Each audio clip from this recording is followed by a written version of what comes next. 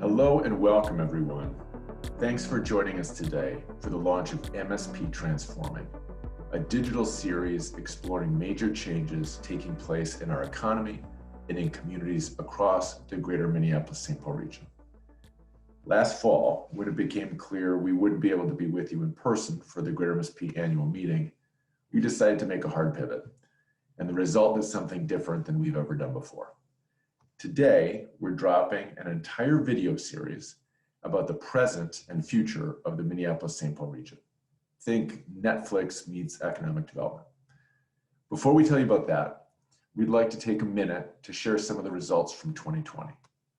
Because 2020 was a very challenging and also incredibly productive year.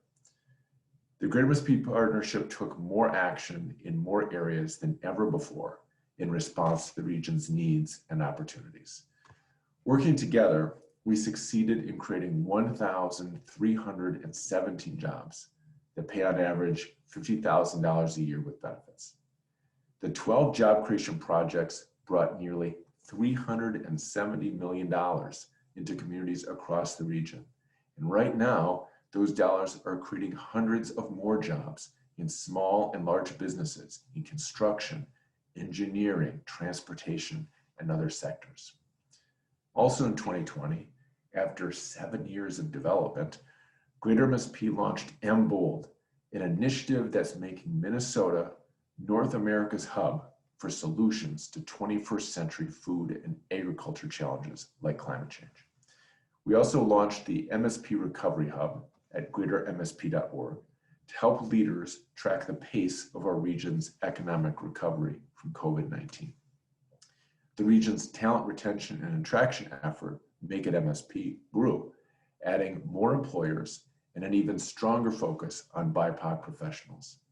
And Make It MSP reached 6,000 tech professionals around the US during the all-virtual Twin Cities Startup Week.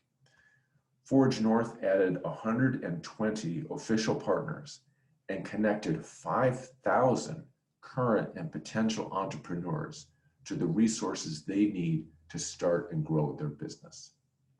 And in every aspect of Greater MSP's work, we work to advance racial equity and inclusion. Over 2,000 BIPOC students across the region are now building their careers through a new talent development pilot called Connect MSP. Make It MSP is supporting the growth of 15 culturally specific professional groups like the National Black MBAs. Forge North responded to the killing of George Floyd with a bold racial equity pledge and action plan for the region's innovation community that's now in implementation. And the business investment team helped Health Insure Medica create a new office on University Avenue in St. Paul that's hiring 50 residents from the neighborhood.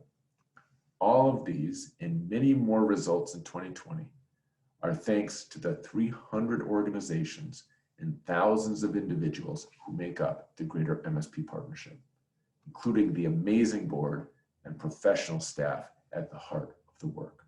We'll send you a summary of 2020 accomplishments today in a follow-up email. Now, one of the most important things we did in 2020 was listen, because change was coming so quickly. And with all of us socially distanced, it was harder than ever to keep on top of what's happening and what it all means. We listened to the voices of startup founders and Fortune 500 CEOs, university presidents, and leaders of community-focused nonprofits. Amazing leaders working at the forefront of change, pulling our region into the future. And while they're very different people doing different work, themes emerged from these conversations, themes and big questions. Questions that don't have clear answers, but definitely matter to our region's future, like how can our region advance racial equity and inclusion faster and at a greater scale? What are the drivers of economic growth in our region now? And what can we do to establish global leadership in the industries of the 21st century? How do we relate to the places and spaces in our region differently? Cities and suburbs, parks and downtowns. And where will the jobs be in this new economy? And how will the way we work be different? There are many different perspectives on these big questions. And it's important now that we take the time to listen to each other's views, even if they're different from our own. Actually, especially if they're different than our own. The questions, ideas, and creativity of the leaders we talked to inspired the creation of MSP Transforming. 2020 brought sweeping changes to our region and our world. In many cases, the events of the past year accelerated changes that were already in motion. Changes in how we think about race and opportunity. Changes in where jobs are growing in this new digitally driven economy and where they're not. And changes to how we balance work with the rest of our lives. Add to this a global pandemic and an awakening about the need for greater racial justice and equity. And it feels like a lot of change at once. Too much for any of us to make sense of alone. In 2021, we find ourselves not at the beginning or to the end of a major shift in the economy and society, but somewhere in the middle. We are transforming, becoming something different than we've been. That's true in our region, and that's true in every other metro across the country. This moment of transformation creates uncertainty and a sense of instability, but also enormous opportunity to become greater, to innovate more, to grow good jobs faster, to be more just, to open up the best of what Minneapolis-Saint Paul has to offer to every resident. And that's why we're so excited to introduce MSP Transforming, a series about discovery that will put big ideas on the table, start connecting dots, and amplify the voices of leaders in our region. It's my pleasure to introduce Dr. Abdul Omari, a longtime Greater MSP partner. Dr. Omari hosts the series and brings his energy, curiosity, and thoughtfulness to conversations with amazing leaders across our region. Hi, Abdul. Hey. Thanks for your leadership in this great effort. Let's take a look at a trailer for MSP Transforming. 2020 was a year like no other. It was a time of unprecedented change. But of course, as they say, with every challenge comes opportunity. Hey y'all, I'm Abdul Omari, host of the Discovery videos that Greater MSP has put together to take a look at our region. We're gonna be exploring advancing equity in our region. Not only are we thinking about where we work, but we're also thinking about the jobs of the future. Because it forced providers who don't like to change to actually adopt it, and it put it in the hands of patients. The market is somewhere in the neighborhood of trillions of dollars globally. So what's the importance of the public-private? But the difference between an ally and an accomplice is that an accomplice is willing to risk something. How do we build up our neighborhood while protecting against gentrification? It's not your community if you don't control the vibe and the culture and the essence within it.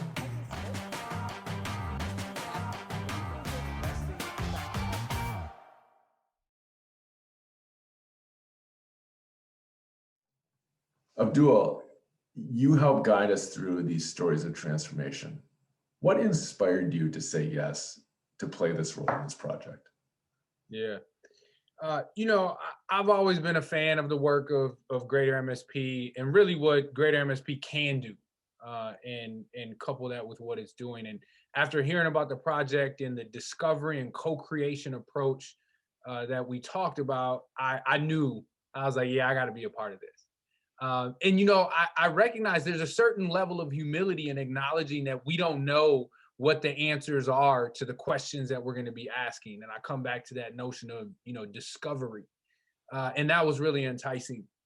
The fact that y'all didn't want a TV host or someone who's professionally trained in this was also something that was enticing as I moved into this level of, a zone of uncomfortable and discomfort for me. And so those are some of the things that really drew me in as I was considering and having conversations about joining the project. We're so glad you did. We got a professional, just a different kind. So you had dozens of incredible conversations with leaders. What were some of your key takeaways? Yeah, there were a lot. First and foremost, I was so very fortunate, humbled, excited to be a part of the project, because I did get to meet amazing leaders and have amazing conversations and learn so much about individuals, about organizations, about the region. I'll say there's a lot happening in the region. And I learned some about the history of our region that I didn't know. I may have relearned some things along the way, whether that's, the history of milling and other things like that, or the history of innovation. But also, I really relearned the importance of people. There's a lot of organizations that were talked about and that we highlighted large, and some that were small. But at the end of the day, it's people that are really driving the innovation and the work that's being done. And that was really fun and exciting for me. Well, we didn't really line this up, but that's like perfect transition, because today we are joined by some of the stars of this series, the people who are driving change in this region. First, from the Driving Growth episode, we have Dr. Michael Smanski, professor of biochemistry, molecular biology, and biophysics at the University of Minnesota. Mike, we're going to talk with Mike about the biorevolution and the opportunity for our region to take a leading role in this emerging global industry. Hello there. Hi, Peter. It's great to be here. It's so good to see you. You were in a discussion group with leaders from MSP startups and from companies across the innovation ecosystem. What were some of the things that surprised you? The biggest thing that surprised me is nobody told those people that Minnesota is supposed to be this boring flyover country that the rest of the world doesn't care about. That's the perception that the outside has of us. And admittedly, especially in the last year with COVID pandemic, I've had my head down. I've been working hard on things. And the panel discussion that I got to be a part of gave me an opportunity to kind of stick my head up and look around. And I see new venture groups, new startup companies, small businesses that are transforming the way we produce food. They're transforming the way we work, the way we keep ourselves healthy. And I'm excited to be here in the Twin Cities now. I think, this whole rebranding as the Bold North, I think it's exciting to see how we're now drawing talent in from the coasts instead of losing our talent out to the coasts. And that was surprising to me, and it was good to learn. Yeah, well, we want the Bold North to be a description, right? Not a brand. So we're so glad that you could be a part of this. Thank you. Next, from Advancing Racial Equity, we have Acooa Ellis, the Senior Vice President of Community Impact at United Way. Hello. So Acooa, your discussion group got really honest about where we are as a region when it comes to racial equity. Can you share one or two items that give you hope for the future, and maybe where we still have some work to do? Yeah, so there are lots of reasons to be hopeful despite a really challenging and uncertain time that we find ourselves in. One thing that gives me hope is the willingness to have really frank conversations. I think that the conversation that we recorded was probably one of the most direct ones that I've participated in mixed company for some time. And so I appreciate the willingness for folks to kind of sit in discomfort and wrestle with, some hard truths about our region. I'm also really encouraged by individuals and leaders that I see stepping up in new ways. I'm really leaning into leveraging their voice, their platform, their time, talent, and treasure in creative ways in service to what they're listening to versus what they think is, the right mode of action. Excellent. And what are some of the things that you think we need to be doing differently? There's an interesting and important tension between immediate action and demonstrating a commitment to do something, right? And moving forward in a way that is going to yield our best results. And I think the difference in that is pausing to reflect on what we've done in the past. So this isn't the first time that our region, our state, our communities have experienced turmoil and in particular unrest. Not at all. And we've had major responses in the past to those things. What I haven't seen happen as frequently is for folks to name where they've made missteps, what lessons may have been yielded because they reflected on those missteps, and what guidance that provides for the steps that we take in the future. I think this moment is one in a lifetime. I certainly hope it is. And not only because we don't have the confluence of challenges that we face, or that we face currently. I wish some of this was in our rearview mirror, but it is far from that. But also because we will have done something different. We will have shown up differently. We will have really put our time and energy and resources and commitment to where the pain is. We will have gone there and listened and allowed those who are closest to challenges, who are also closest to solutions, to guide our path forward. I hope that also is what marks this as a unique moment in our community's history. Appreciate you so much, Acooa. Yeah, thanks for having me. Awesome.